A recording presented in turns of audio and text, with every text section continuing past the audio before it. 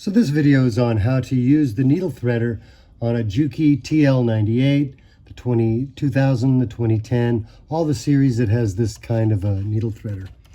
So there's a couple things you need to do. First is thread the machine all the way down till you get to the part where you're at the needle clamp with the curlicue guide.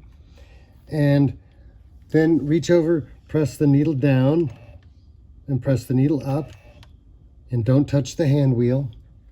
Then make sure that your presser foot is in the down position. Now there are two parts of the needle threader you need to know about. The needle threader is, there's this area here, this little hook, and then you need to know about this little slot right there in the plastic part.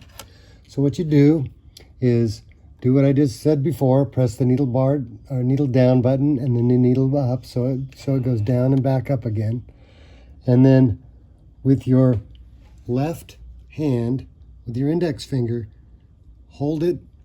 I'm holding it in one hand, and then I've got my index finger about an inch or so above. Then pull the needle threader all the way down, hook the thread on that little hook, push it to the right, and so it goes in that little slot, and then just let go. It pulls the loop right through every time. So we'll do it one more time.